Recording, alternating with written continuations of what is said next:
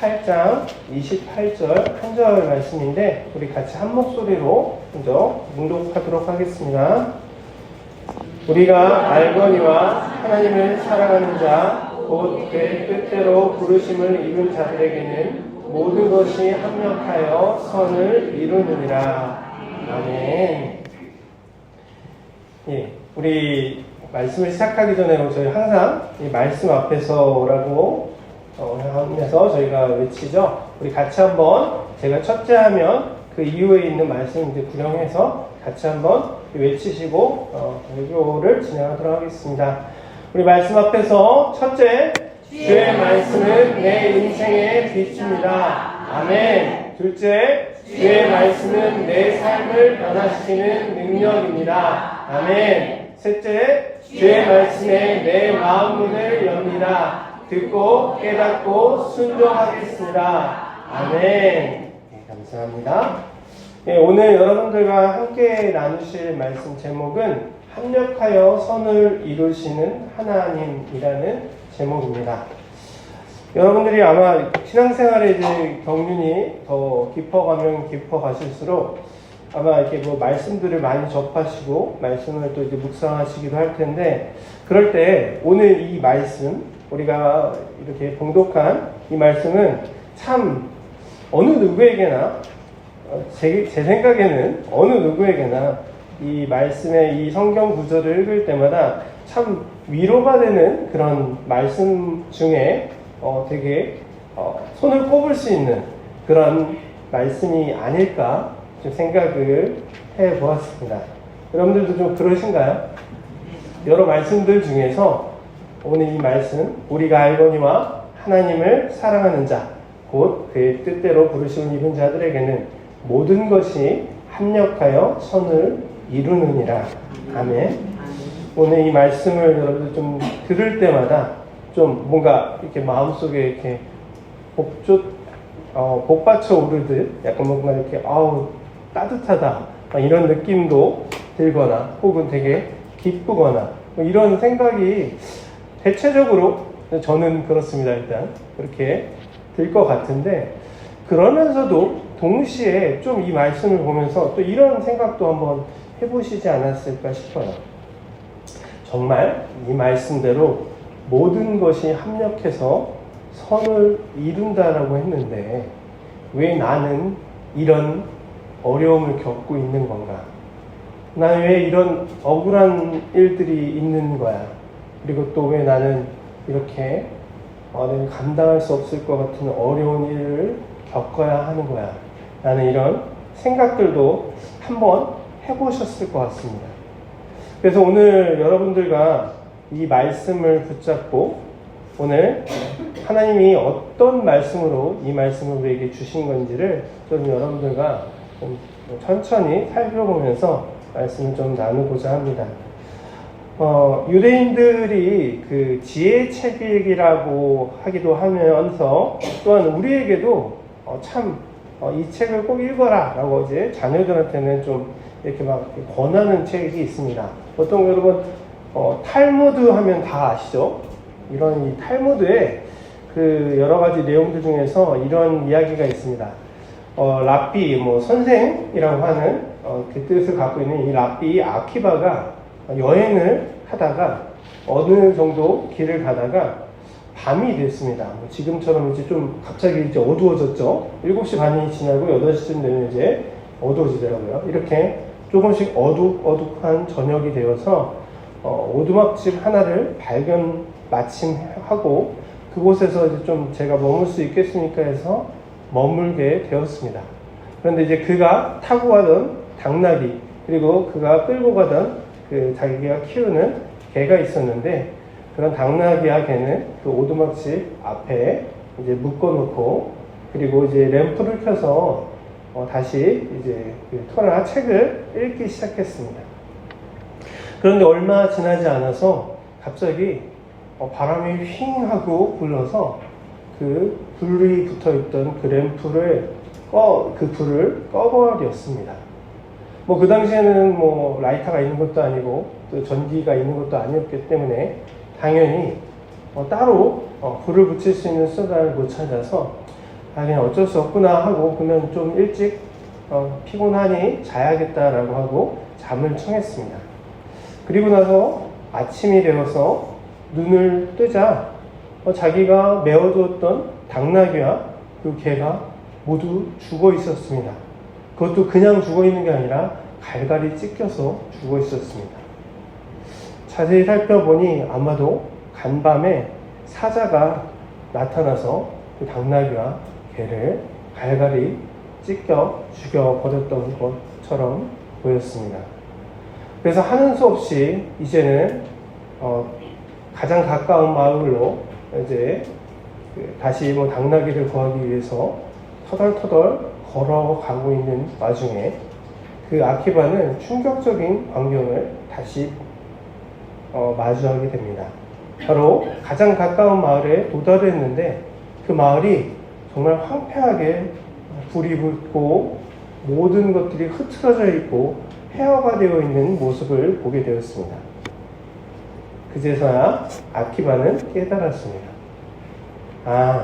만약에 내가 책을 보려고 램프에 불을 붙였는데 그 불이 바람이 불어서 꺼지지 않았다면 나는 그 마을이 습격당한 것처럼 나도 그 누군가에게 습격을 당해 죽을 수도 있었겠구나. 그리고 개가 살아있었다면 그 습격하는 그 사람들이 지나칠 때 그 개가 짖어서 난 또 죽을 수도 있었는데 당나귀도 시끄럽게 울었다면 내 목숨이 부재하지 못할 텐데 오히려 그 모든 것들을 잃었기 때문에 나는 가장 소중한 목숨을 건질 수 있었구나. 이렇게 이야기했다고 합니다. 이 이야기는 오늘 본문의 의미를 우리에게 전해주고 있습니다. 그날 밤 이 아키바가 겪은 일들을 하나하나 따로 보면 사실 모두가 되게 중요하게 생각하는 그런 큰 재산의 손실이었습니다. 램프가 꺼진 것도 그랬고 자기가 사랑하고 키우던 개가 죽은 것도 그랬고 자기의 이동수단이었던 당나귀를 잃은 것도 그랬습니다. 그러나 그 모든 것들이 합력하여서 그의 가장 중요한 생명을 구하는 선으로 이루어졌다는 것입니다. 오늘 이것이 바로 로마서 8장 28절에서 말씀하는 놀라운 진리입니다. 오늘 이 합력하여 선을 이룬다는 의미가 과연 무엇인지 여러분들 좀 그래서 다시 이 말씀을 하나하나 보면서 좀 우리가 살펴봤으면 좋겠습니다. 오늘 이 띄어져 있는 그 큰 글씨로 띄어진 모든 것이 합력하여 선을 이룬다 이렇게 써 있잖아요. 그런데 이 합력하여 선을 이룬다라는 게 과연 무슨 뜻일까? 먼저 이 말씀에 보면 하나님께서는 우연이 없다라는 것입니다. 우리가 우리의 눈으로 볼 때는 세상에 참 우연히 겹치고 겹쳐서 내가 지금까지 이렇게 왔다라고 하는 고백하는 것들을 많이 보셨고 또한 그렇게 생각하신 적이 있을 수도 있습니다. 그러나 우리 인간사는 그럴지언정 하나님께서 계획하시고 이루시는 일은 결코 우연이 없다는 것입니다. 모든 것이 하나님의 손 안에 이루어진다는 것입니다. 오늘 창세기 24장 말씀에 보면 아브라함의 그 내용이 나오는데 아브라함이 이제 자기의 아들 백세의 아들을 얻었잖아요. 그 이삭을 얻고 난 후에 그 이삭의 그 좀 신부감을 좀 찾기 위해서 자신의 그 종을 늙은 종을 불러서 야 네가 좀 우리 사랑하고 귀한 아들의 아주 소중하고 또 사랑스러운 우리 또 아내 될 사람을 좀 찾았으면 좋겠다라고 해서 그 종을 보냈습니다. 그리고 그 종이 이제 길을 가다가 어느 우물가에서 기도하기 시작했습니다. 근데 그 내용이 창세기 24장에 나와 있는데 하나님 제가 한 소녀에게 물을 달라고 할 때 자신뿐만 아니라 제가 끌고 온 이 낙타에게도 물을 주겠다라고 하면 그 사람이 바로 이삭을 위해서 하나님이 정하신 사람인 줄 제가 믿겠습니다. 이렇게 하는 내용으로 하나님께 기도를 합니다. 그리고 그 기도가 마치자마자 누가 나타났죠? 리브가가 나타납니다. 그 리브가. 그리고 그 기도대로 어떻게 됐죠? 리브가가 이삭과 혼인하게 됩니다.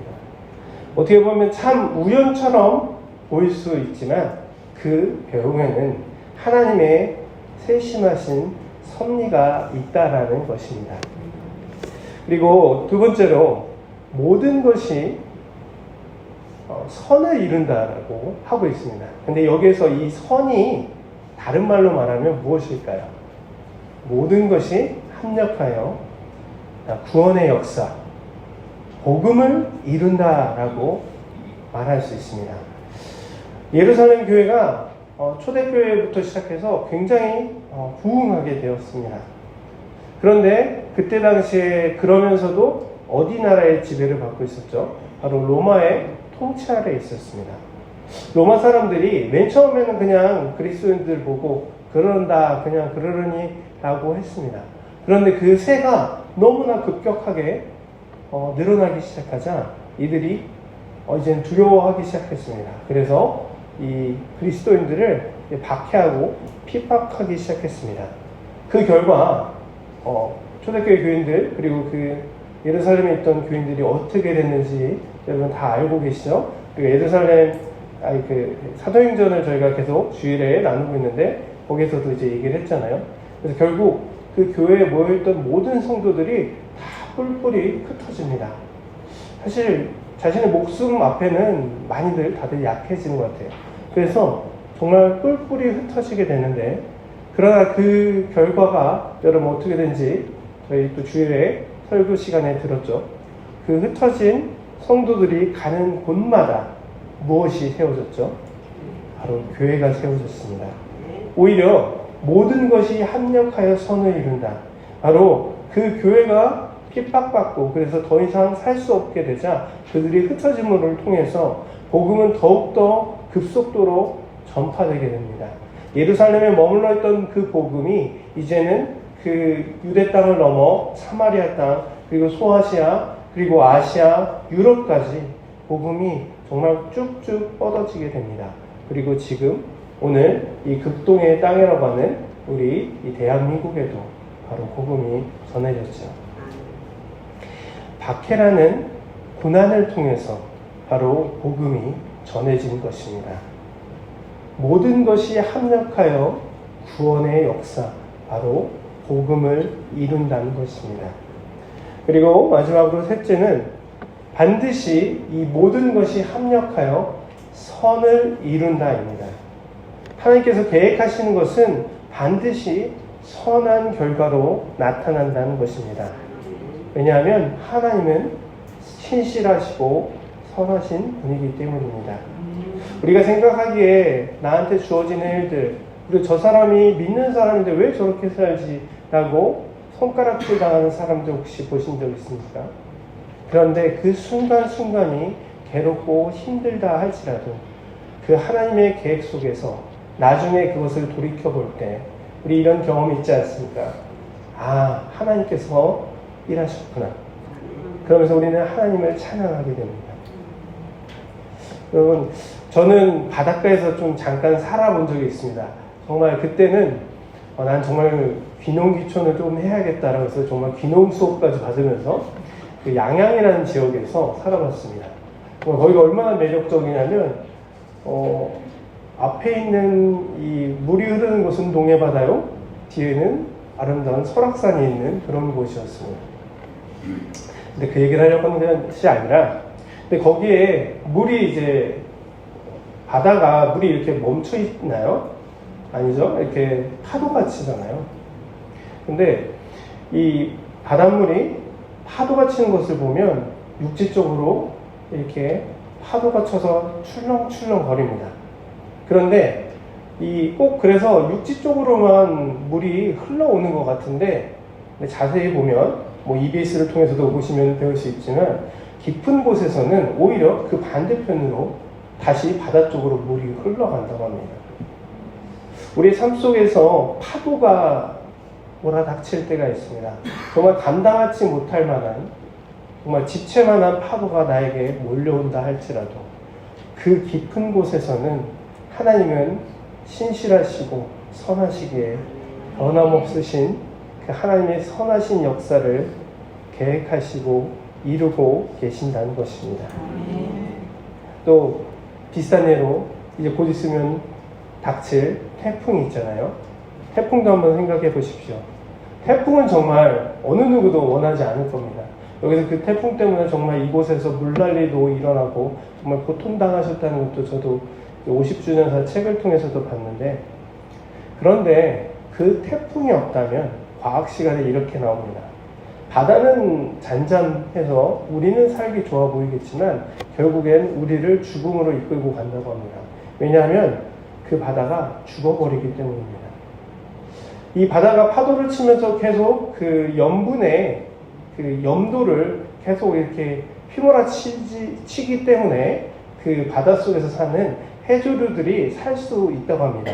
또한 그 파도가 치면서 그 태풍을 통해서 공기가 계속 들어가기 때문에 그들이 호흡할 수 있고, 그래서 거센 태풍이 몰아오고 바닷물을 뒤집어 놓고 또 공기를 불어넣기 때문에 해조물들이 자라고, 그리고 그 해조물들이 또 잡아먹히고 해서 결국 우리가 살아갈 수 있게 된다는 것입니다. 어찌 보면 정말 너무나 파괴적이고 두려운 그런 현상들이 실제로는 우리의 삶을 지키는, 우리의 인생을 유지시키는 하나님의 섭리라는 것입니다. 여러분, 요셉의 이야기 잘 아시죠? 그렇게 정말 착실한 우리 막내 요셉이 아무 이유 없이 형들에게 미움을 받습니다. 물론 뭐 이렇게 단어를 넣으면 합리적으로 여러분들 그럴 수 있다라고 할 수 있습니다. 이복 형들이 그들을 미워했다, 그를 미워했다 라고 하면 조금 납득이 가시죠. 여튼 그런데 그 요셉이 형들에게 미움을 받고 결국에는 그 애굽, 지금으로 치면 이집트의 노예로 팔려가게 되었습니다.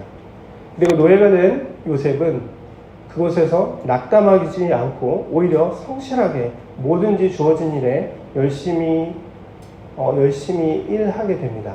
그런데 그럼에도 불구하고 또 다시금 억울한 누명을 쓰고 감옥에 갇히게 됩니다. 그런데 거기에서도 포기하지 않고 그는 감옥에서도 성실하게 살다가 죄수를 관리하는 자리까지 이르게 되고, 그리고 거기에서도 다시금 하나님 주신 지혜로 꿈을 해석해주는 일을 계기로 나중하게는 바로 그 애굽의 국무총리가 되는 자리까지 이루게 되고, 그 결과로 어떻게 되는지 아시죠?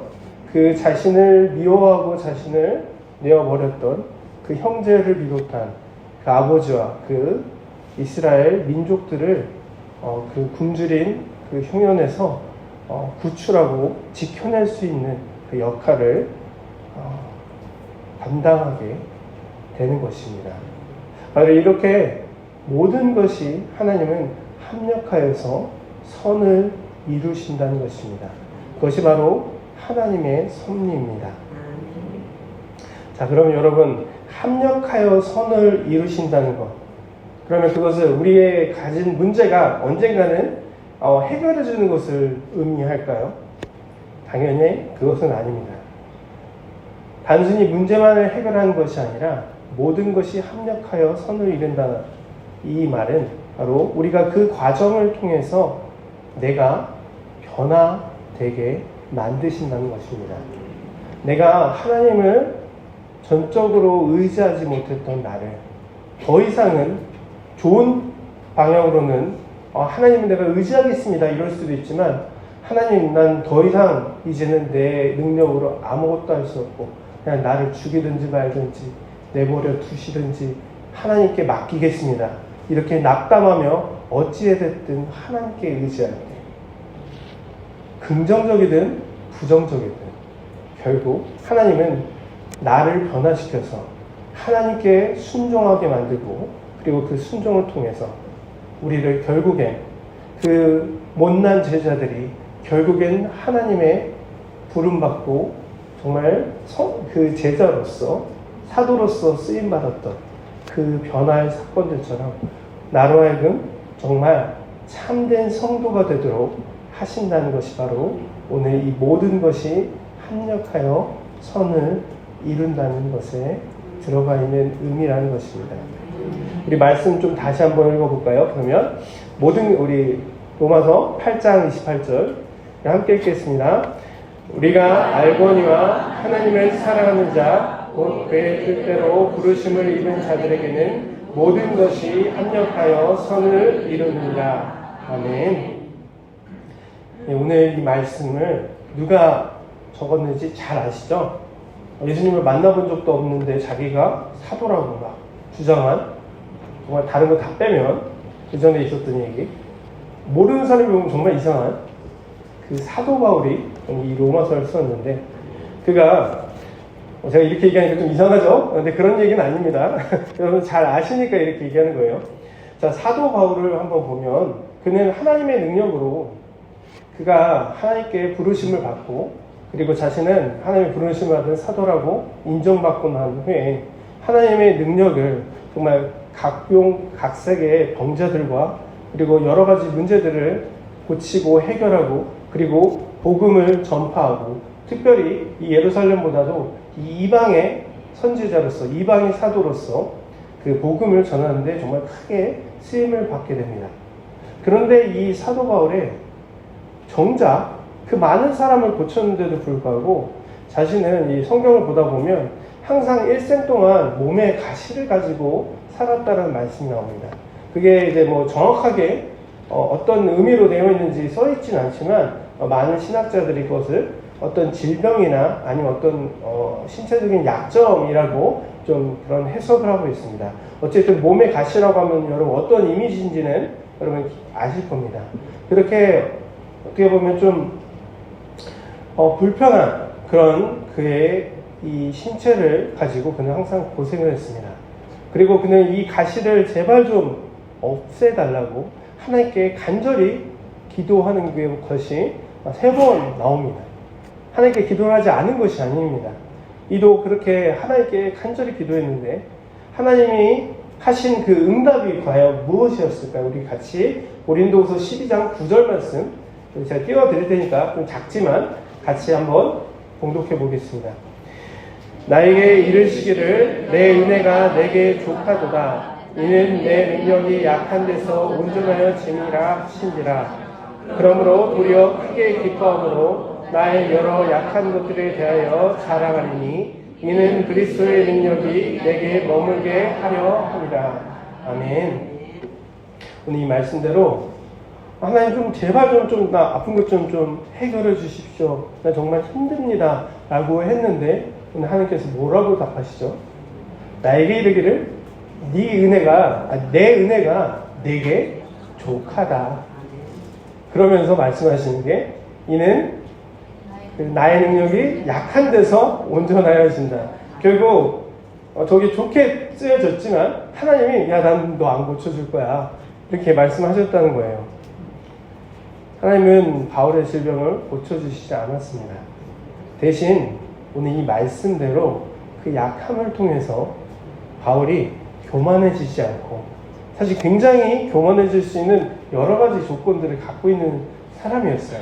사실은 굉장히 부유하고 엘리트인 집안에 태어나서, 그리고 뭐 로마의 시민권이라고 지금은 조금 약간 달라졌지만 미국의 시민권을 가지고 있고, 그 다음에 뭐 하버드에서 공부를 했고, 그런 정말 초엘리트고, 그리고 이제 각광받는 20대 리더, 탑 10, 이렇게 해가지고 타임지에 실렸다고 생각을 해보세요. 그러면 정말 교만해지기 쉽지 않겠습니까?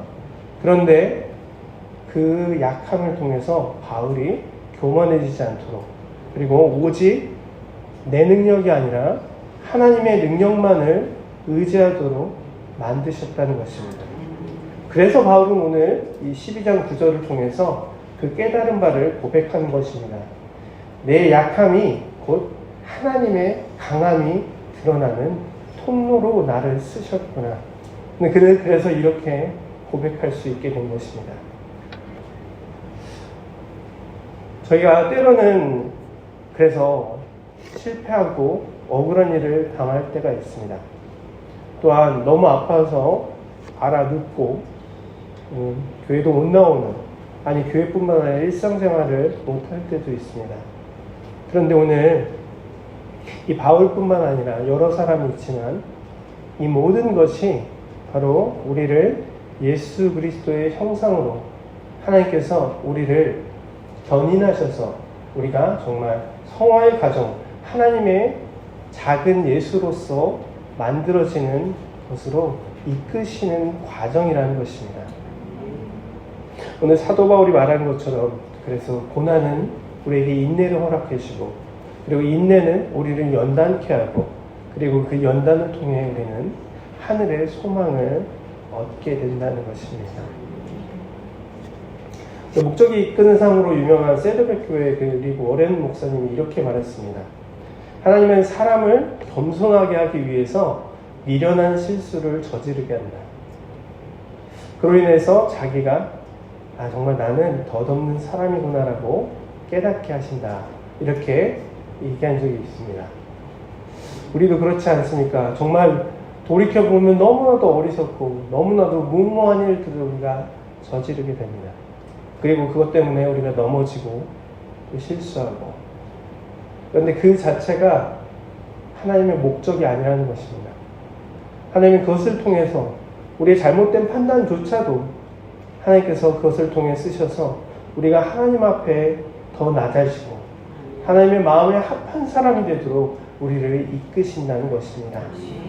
예수님이 이 땅에 오셔서 십자가에 못 박혀 돌아가실 때 마귀는 승리했다라고 여겼고 많은 사람들도 욕하고 침을 뱉었고 그리고 그를 정말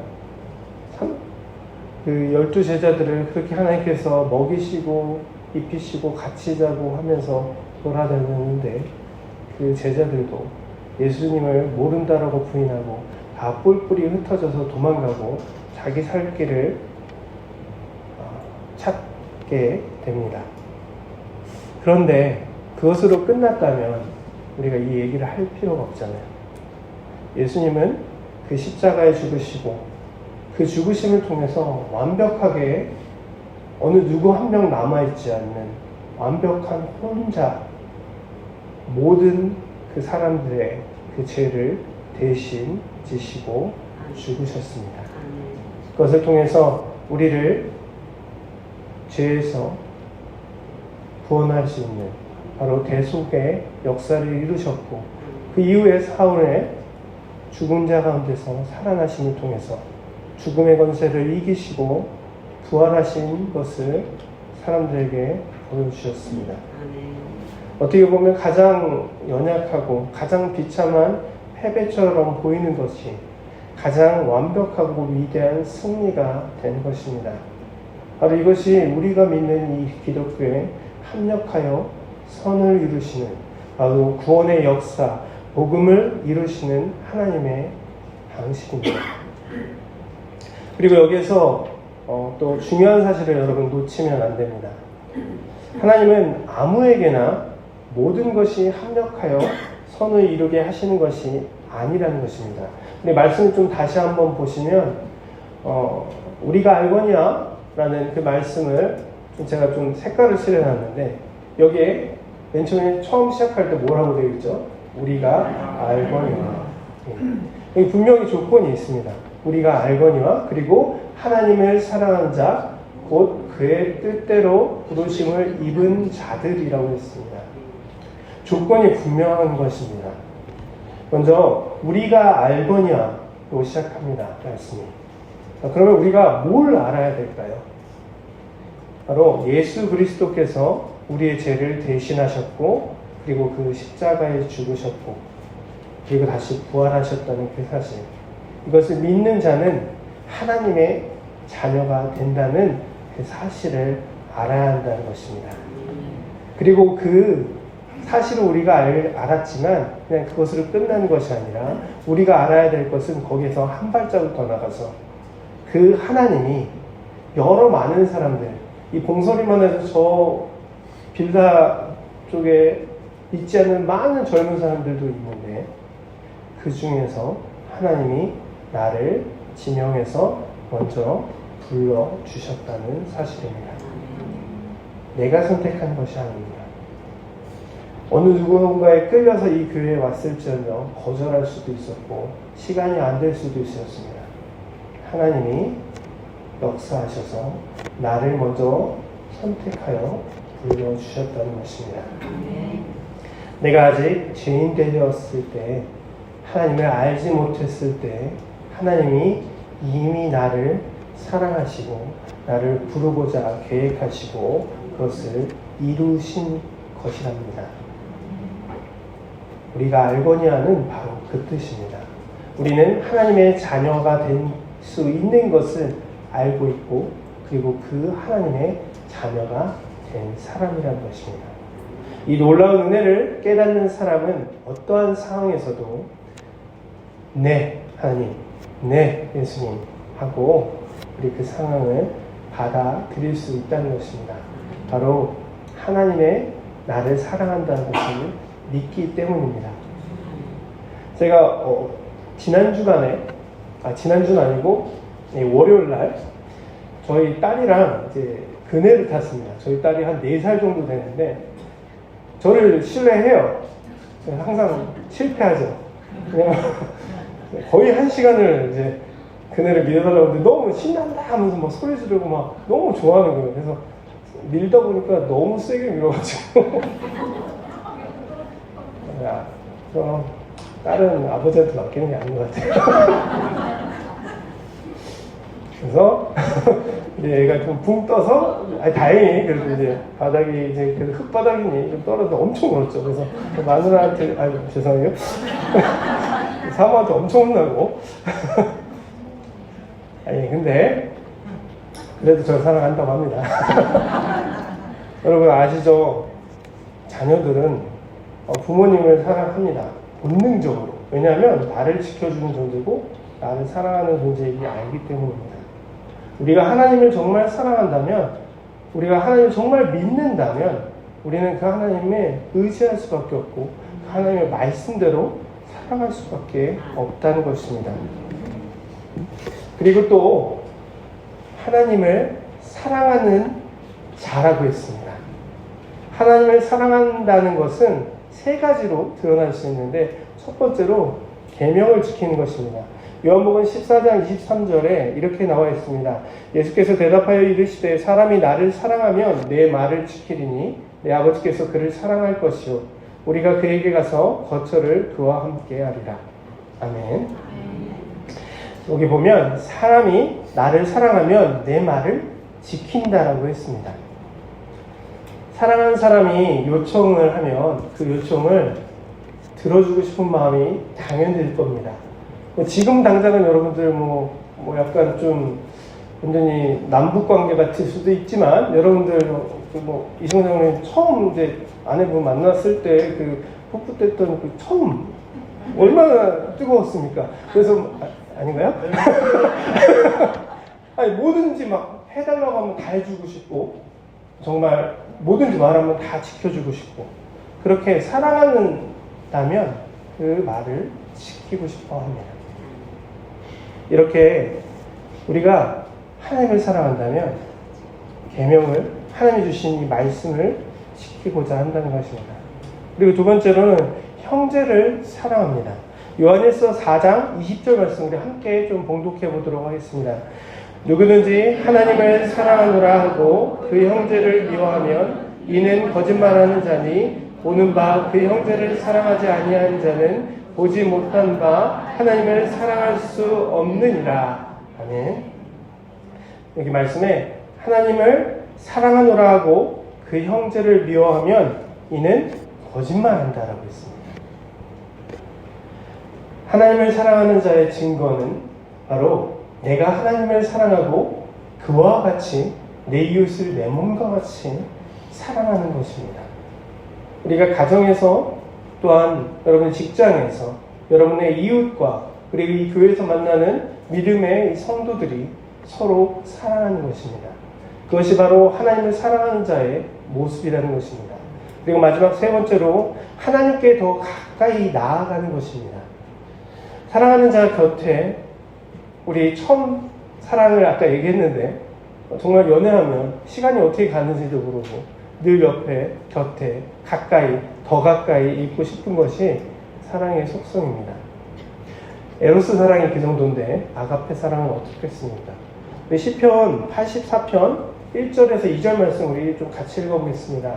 만군의 여호와여 주의 장막이 어찌 그리 사랑스러운지요.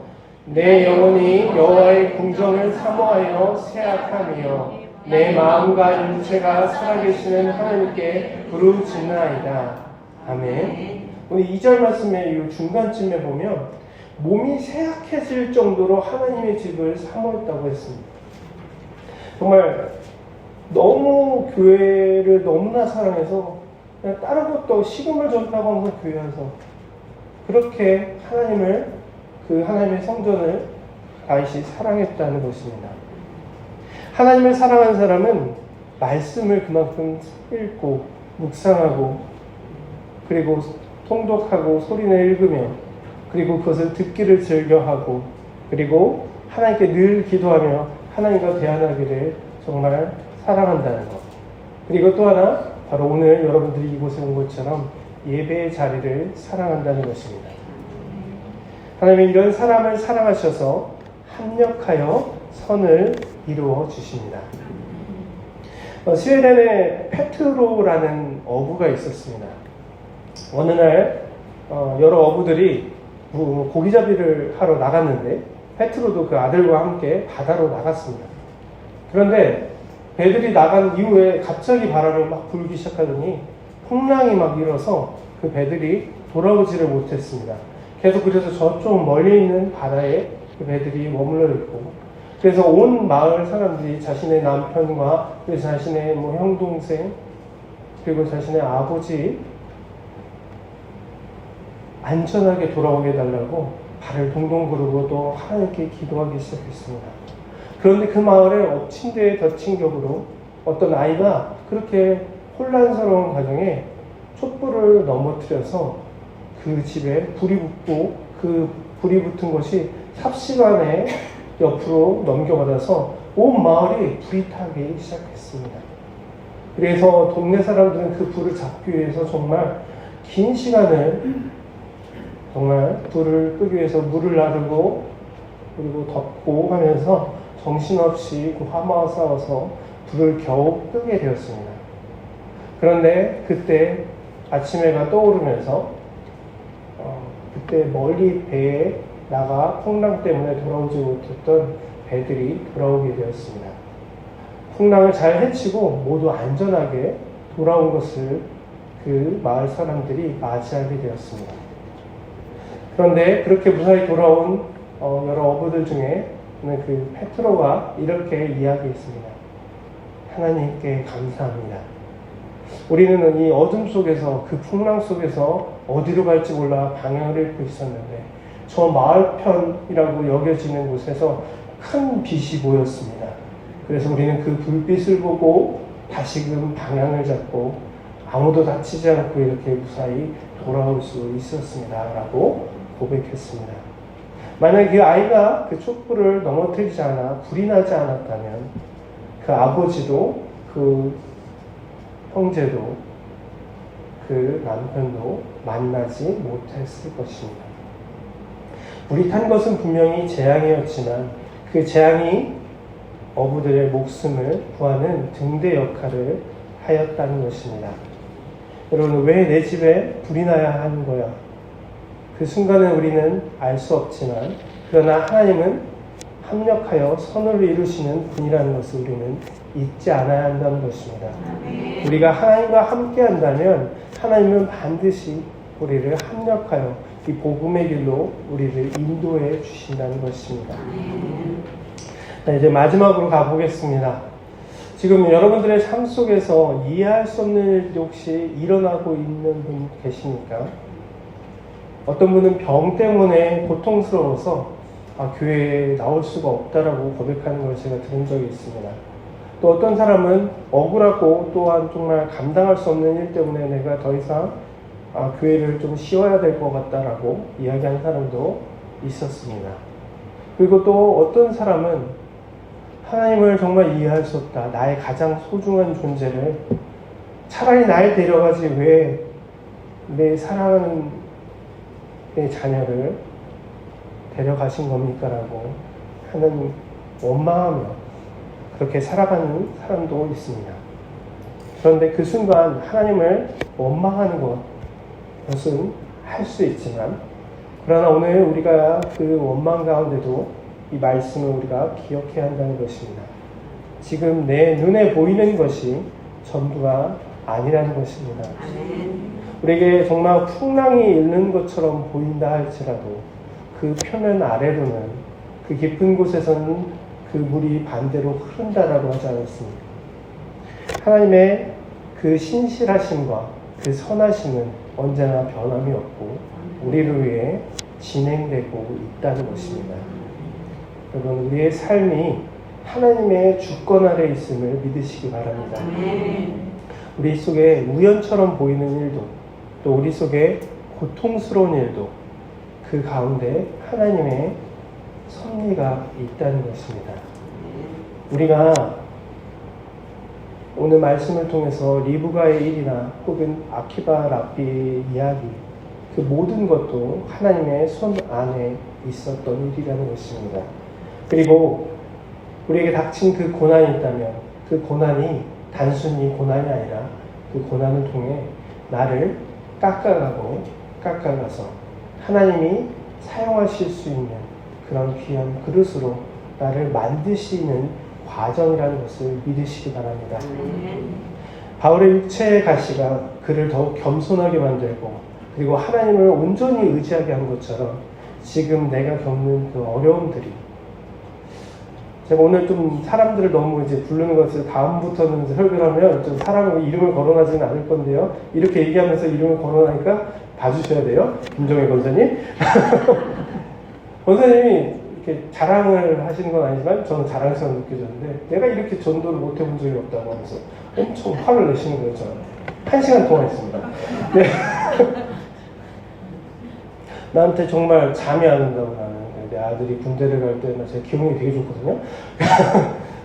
뭐 대학교를 갈 때도 내가 아들 뭐 네가 알아서 해라 막 이렇게 했는데, 잠을 못 자고 막 눈물이 난다라고 하면서 얘기를 하시는 거예요. 내가 이렇게 전도가 안 되는 게 처음이야.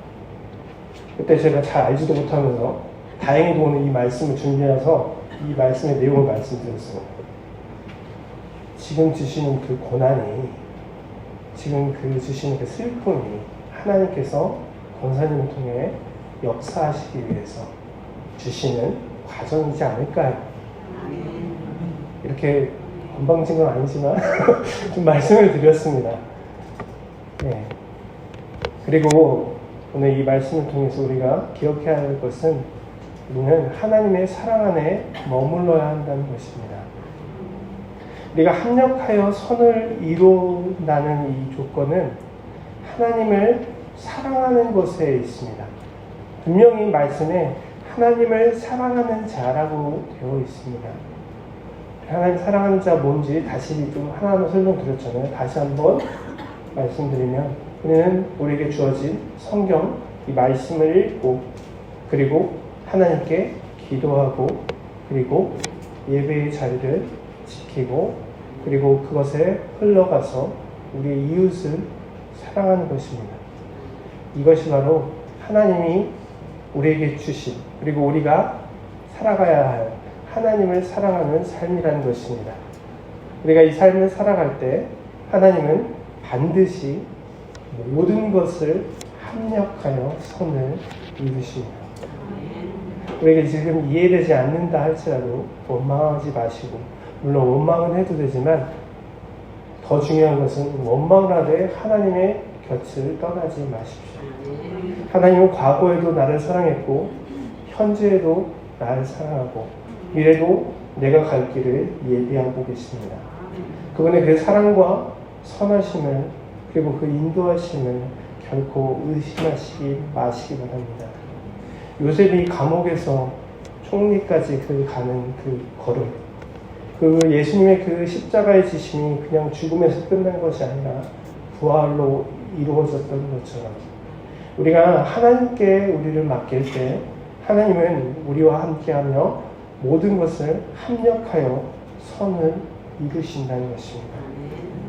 하나님의 일하심은 멈춤이 없습니다.